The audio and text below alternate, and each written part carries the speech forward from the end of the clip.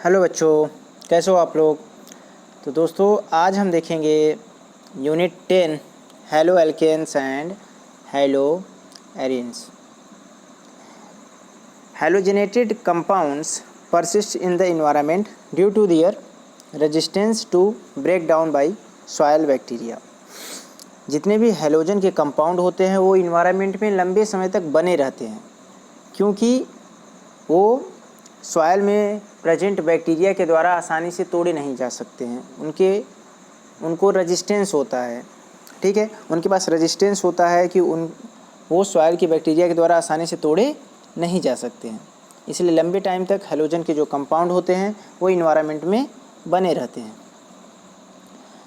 The replacement of hydrogen atoms in an aliphatic और aromatic hydrocarbon by halogen atoms result in the formation of alkyl halides, haloalkanes and aryl halides, haloarenes respectively।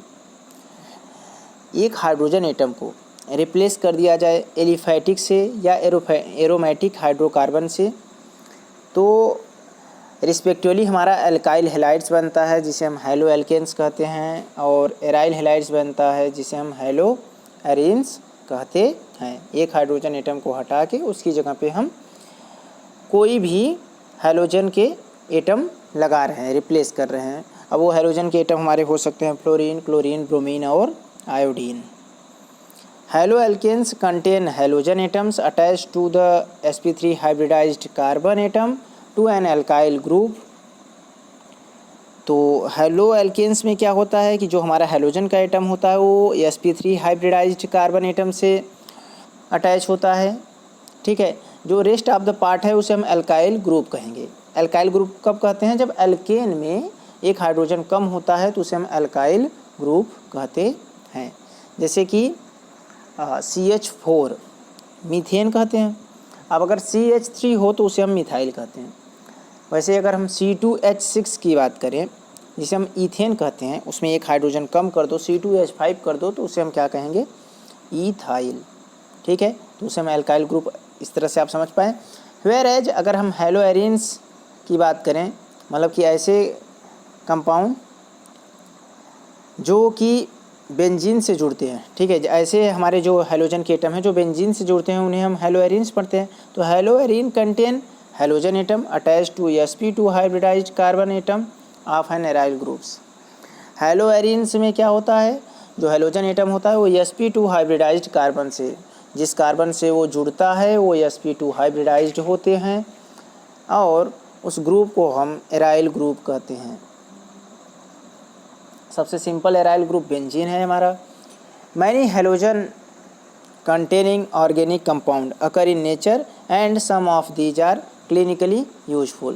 बहुत सारे halogen containing organic compounds हैं वो हमारे nature में हैं और कुछ का उसमें क्लिनिकली यूजफुल हैं, मतलब कि चिकित्सक में यूज किया जाता है, डॉक्टरों के द्वारा क्लिनिकली यूजफुल हैं।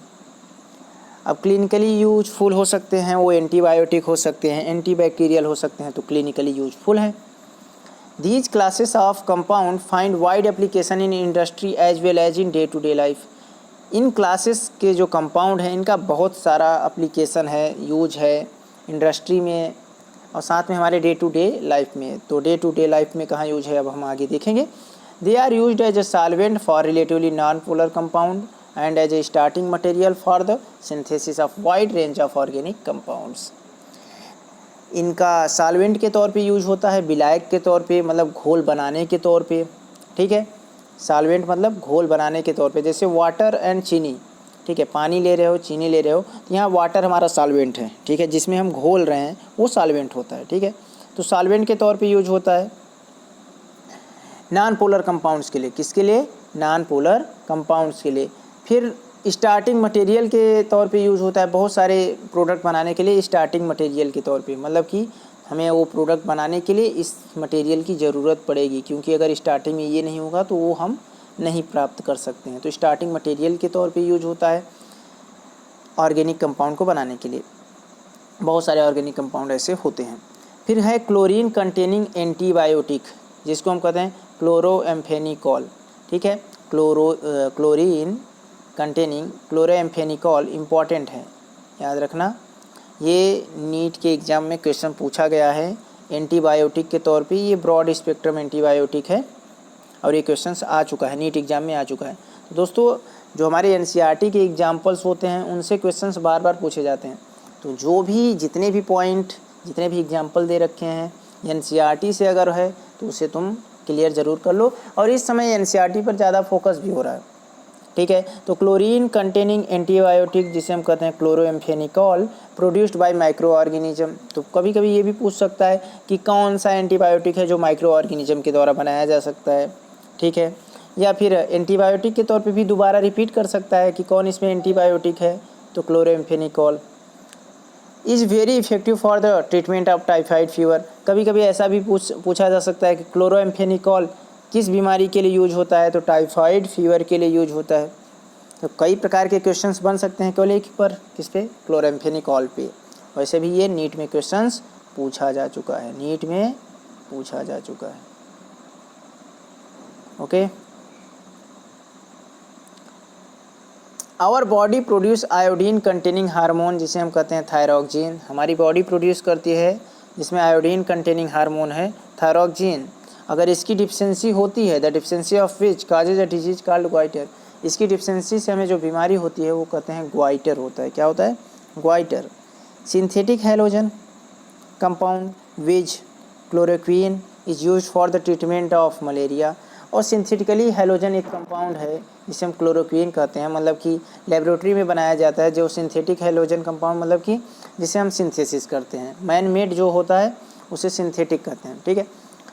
तो क्लोरोक्वीन है, इसे यूज किया जाता है मलेरिया के ट्रीटमेंट में। सिंथेटिक ये जान लो जो मैन मेड है, नेचुरली नहीं प्राप्त होता है, क्लोरोक्वीन को बनाया जाता है। Halothane is used as an anaesthetic during surgery. और हैलोथेन का जो यूज होता है वो एनेस्थीसिया में यूज होता है, मतलब बेहोशी के लिए यूज होता है। सर्जरी के दौरान में अगर सर्जरी करना होता है तो एनेस्थीसिया देना पड़ता है बेहोश करने के लिए, तो वहाँ पे हैलोथेन का यूज होता है। तो ये भी जितने थे क्लोरोक्वीन, हैलोथेन, ठीक है, थायरॉक्सिन और थायरॉक्सिन और क्लोरोएम्फेनिकॉल, ये बहुत ही इंपॉर्टेंट है। Certain fully fluorinated compounds are being considered as a potential blood substitute in surgery. कुछ ऐसे फ्लोरिनेटेड कंपाउंड हैं जिनको हम सर्जरी के तौर पे सर्जरी में यूज करते हैं पोटेंशियल ब्लड सब्स्टिट्यूट के तौर पे। तो in this unit you will study important methods of preparations, physical and chemical properties and use of organohalogen compounds। organohalogen compounds जिसे कहते हैं ग्रिग्नार्ड, पढ़े होंगे ग्रिग्नार्ड रिएजेंट। ऑर्गेनो मतलब कि ऑर्गेनिक भी हो, हैलोजन भी हो और साथ में यहाँ पर मेटल भी हो, जैसे RMGX ग्रिग्नार्ड रिएजेंट। यहाँ इस वाले चैप्टर में हम पढ़ेंगे इंपॉर्टेंट मेथड्स में पढ़ेंगे कि कैसे हम प्रिपेयर करें alkyl halides, physical property alkyl halides की पढ़ेंगे, केमिकल प्रॉपर्टी पढ़ेंगे और use of organo halogen compounds जिसे कहते हैं RMGX, जो कि X यहाँ पे हैलोजन ग्रुप से, chlorine, fluorine, bromine, iodine. Halo alkanes classification हो रहा है on the basis of number of halogen atoms. Number of halogen atoms के बेसिस पे अब क्लासिफिकेशन हो रहा है। Halo alkanes and halo arenes में भी classified as follow. Halo alkanes और हैलो एरेन को हम क्लासिफाइड कर सकते हैं इस तरह से, कैसे? These may be classified as mono, di or poly halogens. Poly halogens मतलब जब दो से ज़्यादा हो जाए, ट्राई हो, टेट्रा हो, तीन हो या चार हो हैलोजन के एटम, तो उन्हें हम पॉली कहेंगे, ठीक है, poly halogen compounds, depending on whether they contain 1, 2 or more halogen atoms in their structure. जैसे कि मोनो हैलो एल्केन्स आप यहाँ देख रहे हो C2H5X मोनो हैलो एल्केन्स है, यहाँ पर एक ही हैलोजन का एटम है। डाई हैलो एल्केन्स जो है कि CH2X CH2X। Try hello alkanes CH2X CHX CH2X, यहाँ तीन हैलोजन के एटम है। ऐसे मोनो हैलो एरिन्स, तो यहाँ आप देख रहे हैं बेंजीन रिंग है, उसे हैलो एरिन्स कहते हैं, पहले भी हमने पढ़ चुका है एरोमेटिक रिंग में। और यहाँ पर आप देख पा रहे हो कि कार्बन sp2 हाइब्रिडाइज्ड भी है क्योंकि डबल बॉन्डिंग है, ठीक है, तीन ही सिग्मा बॉन्ड है, एक पाई बॉन्ड है, तो sp2 हाइब्रिडाइजेशन है। और जितनी सिग्मा बॉन्ड होते हैं वही उसका हाइब्रिडाइजेशन बताता है। अगर सिंगल बॉन्ड चारों होते तो sp3 हाइब्रिडाइजेशन होता, जैसे मोनो हेलो एल्केन्स में है जो कि ऊपर दे रखा है C2H5X। यहाँ पे जो कार्बन है वो sp3 हाइब्रिडाइज्ड है, लेकिन मोनो हेलो एरेन्स में sp2 हाइब्रिडाइज्ड है। फिर हम डाई हेलो एरेन्स देख रहे हैं जहाँ पे 2 हेलोजन के एटम जुड़े हुए हैं, ट्राई हेलो एरेन्स जहाँ पे 3 हेलोजन के एटम हैं। तो मोनो हेलो कंपाउंड्स में भी further classified according to the hybridization. फिर मोनो हेलो कंपाउंड्स मतलब जहाँ पर एक हेलोजन एटम जुड़े होते हैं उनको हम आगे क्लासीफाई कर सकते हैं according to the hybridization. Carbon का हाइब्रिडाइजेशन क्या है, जिस कार्बन से वो हेलोजन ग्रुप अटैच हुआ है, to which the halogen is bonded as discussed below. तो उसको हम चलो देख लेते हैं। जैसे कि कंपाउंड्स कंटेनिंग sp3CX मतलब कि कार्बन sp3 हाइब्रिडाइज है जिससे कि हेलोजन एटम अटैच है, वो sp3 हाइब्रिडाइज्ड कार्बन है। ऐसे ग्रुप जैसे कि फर्स्ट है एल्काइल हैलाइड्स। एल्काइल हैलाइड्स मतलब जो एल्केन वाला ग्रुप था, कार्बन वाला जो ग्रुप था, तो वैसे ग्रुप हमारे क्या होते हैं, sp3 हाइब्रिडाइज्ड होते हैं, तभी तो वो एल्काइल हुआ है। तो एल्काइल हैलाइड्स या इसे हम हेलो एल्केन्स भी कह सकते हैं। जो एल्केन्स होते हैं वो सभी के सभी क्या होते हैं, सब्स्टिट्यूटेड होते हैं, सभी कार्बन सिंगल बॉन्ड बनाए हैं, और सिंगल बॉन्ड बनाया हुआ है कार्बन तो ये sp3 हाइब्रिडाइज्ड होता है। ठीक है, GOC में आपने पढ़ रखा होगा। In alkyl halides the halogen atom is bonded to an alkyl group. Halogen atom हमारा एल्काइल ग्रुप से अटैच होता है, उस एल्काइल ग्रुप को हम R से डिनोट भी करते हैं।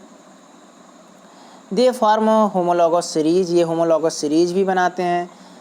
ठीक है, रिप्रेजेंटेड बाय CnH2n+X। और होमोलॉगस सीरीज का मतलब है कि CnH2n+X में आप देख सकते हैं कि जब आप कार्बन की n की जगह पर 1 रखो तो जो हमें फार्मूला मिलेगा CH3X। ठीक है, क्योंकि n की जगह पर जब 1 रखोगे तो H3 हो जाएगा। ठीक है, 2n+1 CH3X। जब n की जगह पे आप 2 रखोगे तो C2H5X। तो आप देखिए CH3X और C2H5X में जो अंतर है वो है CH2 का। किसका अंतर है, CH2 का। जितने भी होमोलॉगस सीरीज होते हैं उनमें अपने अगला सक्सेसिव कार्बन में, जैसे 1 कार्बन ग्रुप दूसरा सेकेंड कार्बन ग्रुप, दोनों के बीच में CH2 का अंतर होगा। कितना, CH2 का। ठीक है, अगर मास के तौर पर हम बात करें तो कार्बन का मास 12 हुआ, दो हाइड्रोजन का मास हुआ 2 ग्राम, तो मतलब 14 ग्राम का अंतर होगा। और एटम्स में बात करेंगे तो 1 कार्बन और 2 हाइड्रोजन का अंतर होगा। अगर हम यहाँ n की जगह पर 3 रखते तो C3H7X। तो आप देखें कि C2H5 से C3H7 में फिर से CH2 का अंतर है। तो हर सक्सेसिव आगे आने वाले ग्रुप में कितने का अंतर होगा, सबसे जो छोटा डिफरेंस होता है CH2 का। जैसे जब हम गिनती करते हैं 1 2 3 4 तो ये सक्सेसिव क्रम है, बढ़ते क्रम में इनके बीच में जो अंतर मिलता है 1 2 3 4 मतलब 4 और 3 के बीच में अंतर 1 का होता है। तो यहाँ ऐसे ही यहाँ पे सक्सेसिव जब ग्रुप बनता है तो उसके बीच में जो अंतर होता है वो CH2 का होता है। और ऐसे सीरीज को हम होमोलॉगस सीरीज कहते हैं। They are further classified as, अब इसको हम फर्दर क्लासिफाइड करेंगे प्राइमरी, सेकेंडरी या tertiary according to the nature of carbon to which halogen is attached. अब ये हम देखेंगे कि किस कार्बन से अटैच हुआ है। अगर वो कार्बन ऐसे कार्बन से प्राइमरी कार्बन से अटैच हुआ है तो उसे हम प्राइमरी कहेंगे। सेकेंडरी कार्बन से जुड़ा है तो सेकेंडरी हैलाइड्स कहेंगे। टर्सरी से जुड़ा है तो टर्सरी हैलाइड्स कहेंगे। फर्स्ट डिग्री, सेकेंड डिग्री और थर्ड डिग्री। फर्स्ट डिग्री को प्राइमरी, सेकेंड डिग्री को ठीक है सेकेंडरी, और थर्ड डिग्री को टर्सरी कहेंगे। अब दोस्तों हम सभी जानते हैं कि प्राइमरी मतलब क्या होता है, ऐसा कार्बन जो एक कार्बन से जुड़ा हो उसे हम प्राइमरी कहते हैं। अगर उससे हैलोजन जुड़ा हुआ है तो प्राइमरी हैलाइड से। ऐसा कार्बन जो दो कार्बन से, दो अलग अलग कार्बन वाले ग्रुप से जुड़ा है तो उसे हम क्या कहते हैं, अलग अलग भी हो सकता है, सिमिलर भी हो सकता है। मतलब ऐसा कार्बन जो 2 कार्बन से जुड़ा हुआ है, ठीक है, डायरेक्टली, तो उसे हम सेकेंडरी कार्बन कहेंगे। अगर उससे हैलोजन जुड़ा है तो उसे हम सेकेंडरी हैलाइड्स कहेंगे, सेकेंडरी एल्काइल हैलाइड्स। इसी तरह से ऐसा कार्बन जो 3 कार्बन ग्रुप से जुड़ा हुआ है तो उसे हम टर्सरी कहेंगे। ऐसे कार्बन को हम टर्सरी कहेंगे। और उससे अगर हैलोजन एटम जुड़ा हुआ है तो उसे हम टर्सरी एल्काइल हैलाइड्स कहेंगे।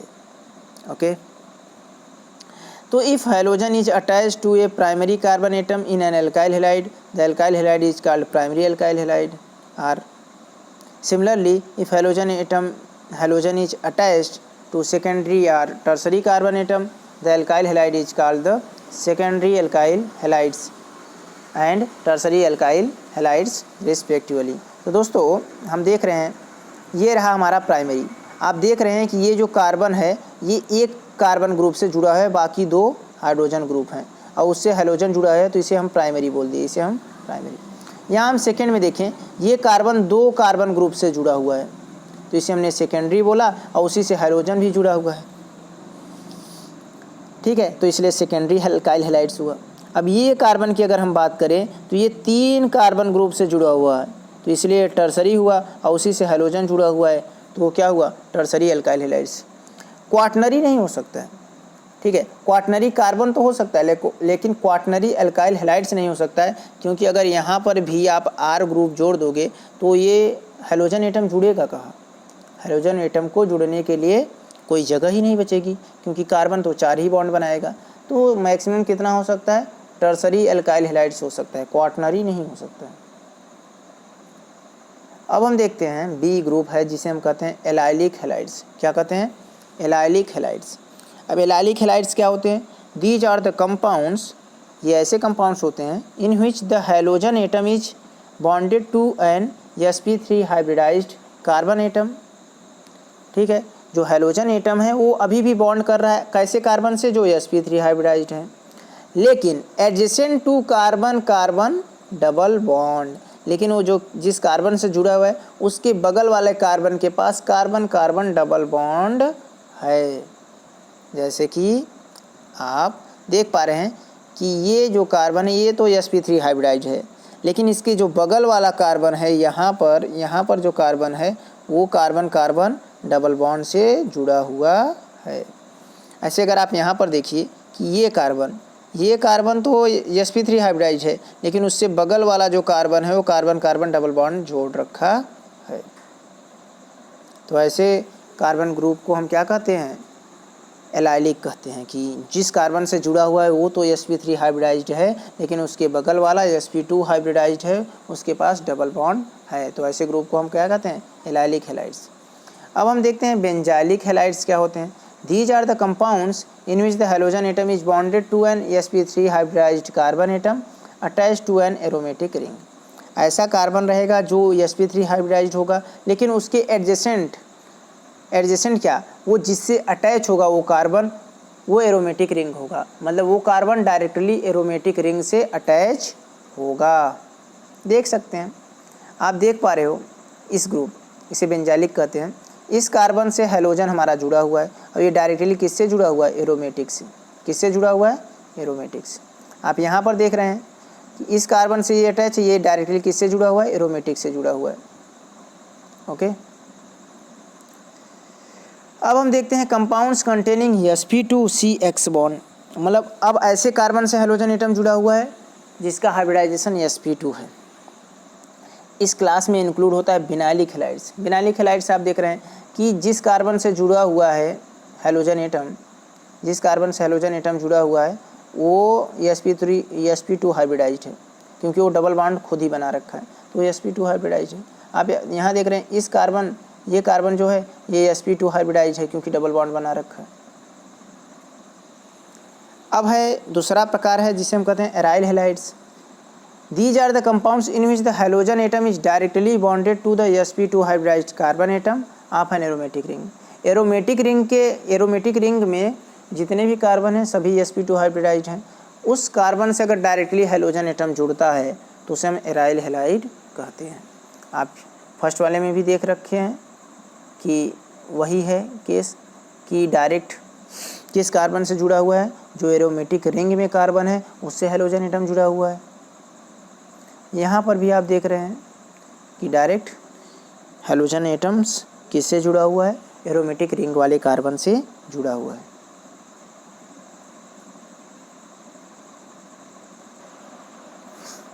तो दोस्तों आज का पाठ हम यहीं पर समाप्त करते हैं।